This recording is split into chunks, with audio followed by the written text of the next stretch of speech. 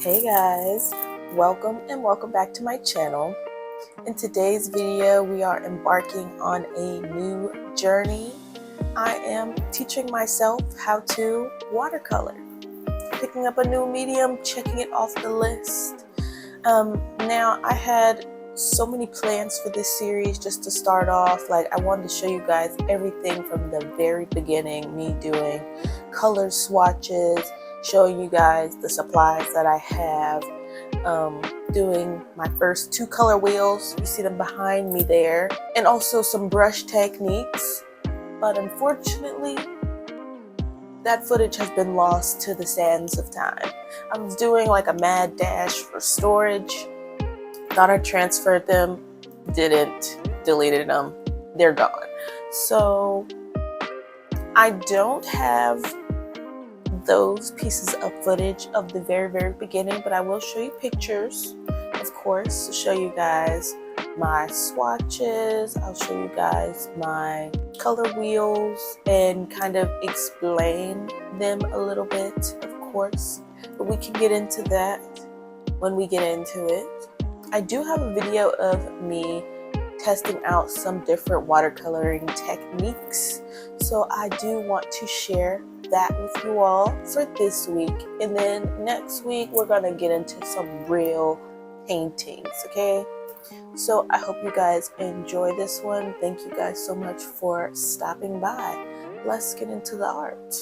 Alright guys, so I want to come on and show you guys the very beginnings of this process that you guys have missed, unfortunately. So here is the paint that I've been using. It is just a super simple, super small little paint palette that I got from Hobby Lobby. It was probably like $6, maybe $8 max. It wasn't that expensive. I wanted to start off pretty cheapy because I really just want to get my feet wet, and sometimes when I buy like expensive things, I kind of have like an apprehension when it comes to using them. So if I buy something cheapy, then I am more likely to actually use it and then get into it, and then I can upgrade later, you know? At least that's how I feel. And this here is a swatch sheet of all the colors. These are some brushes that I've just had over the years that I have been using, and also this little watercolor set comes with a little teeny weeny brush that I do like to use. And I do have a pencil here for my sketching. It is a 5H pencil. It's very light on the graphite. So here are my first 2 color wheels that I started off with. I did watch a YouTube video. I will link that in the description. It is like one of the first things that comes up when you look up how to watercolor on YouTube. So it was a really great introduction, and it really got me going. It really got me excited to paint. So I'm very grateful for that creator. And it's something that they created like years ago at this point. And I love that about YouTube. It's like you can find a video from 10 years ago and it can be so relevant and helpful today. And I'm just so grateful for that. So I started off with this one, and for my red here, you can see I crossed some stuff out because I made a mistake. I thought I was using crimson, but I ended up using vermilion instead. So my purples, or what were supposed to be purples, came out brown. I didn't even change it here. I put cobalt and crimson. It's supposed to be vermilion. So I wanted to correct that and do it over again to try to actually get some purples. So over here, I just went ahead and did it again. And this time I actually used crimson and ultramarine instead of vermilion and cobalt. So you can clearly see the difference in the colors here. And I was trying to work on doing my value gradients. I was trying to get it lighter in the center and darker around the edges. It's a little bit more consistent the second time around, but that is still something that I am practicing today. And also in that video, the artist, she suggests doing these like little circles and just testing out some different things with the watercolor. So I definitely did that. I did some circles with my brushes, trying out different like angles and holding the brush straight up versus holding it at like a 45-degree angle. So this was the result of that.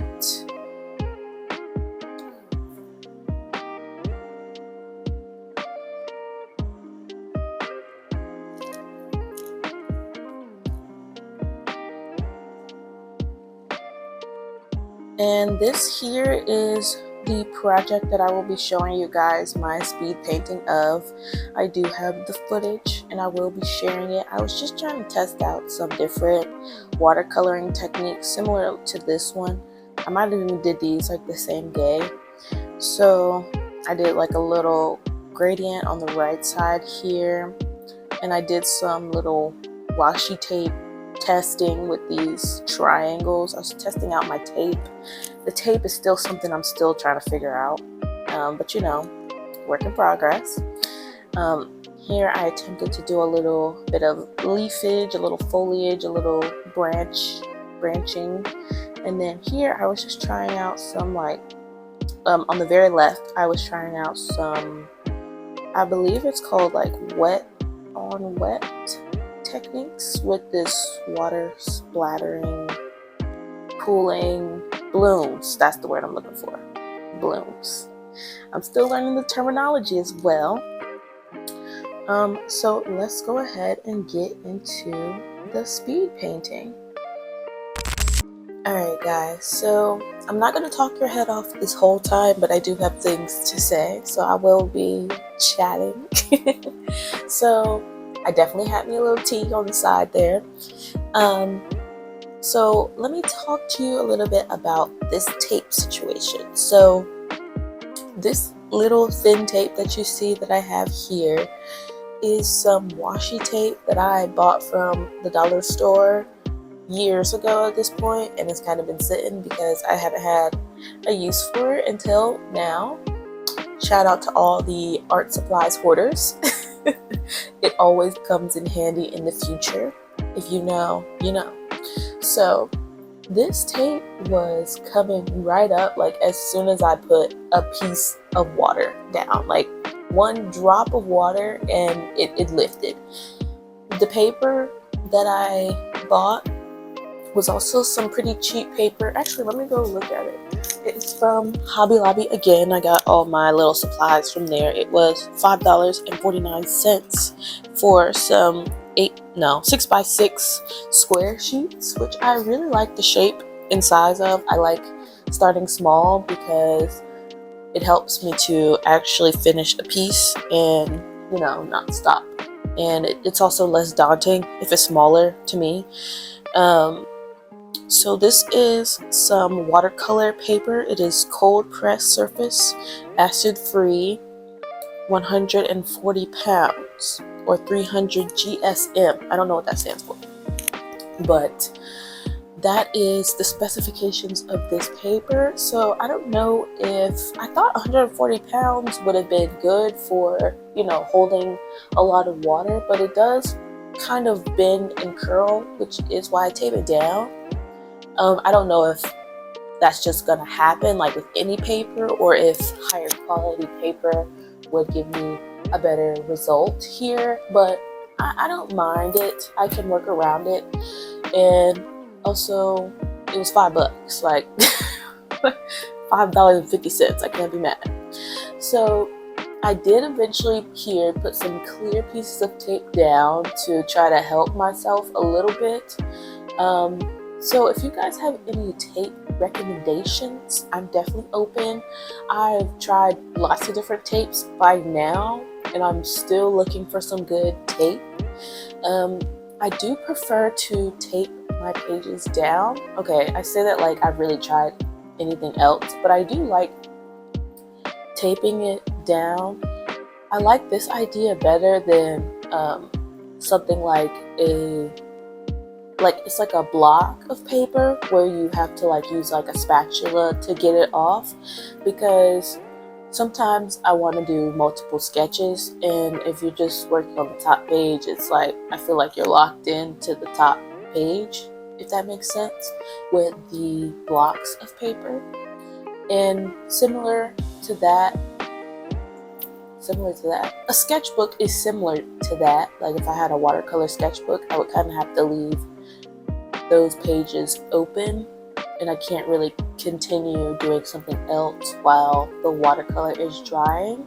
And that's something that I do like to do while it's drying. Like I'll probably start on another piece, or at least start the sketching process, and being able to just take off the piece of paper and do what I want with it is much better for what I want to do, essentially.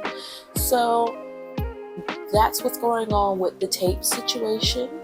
Oh, and also, so with the leaves, in the video that I watched, she was able to create the leaves with one stroke, like by pressing lightly and then pressing down with more pressure and then pressing lightly at the end. So it's like a pressure technique.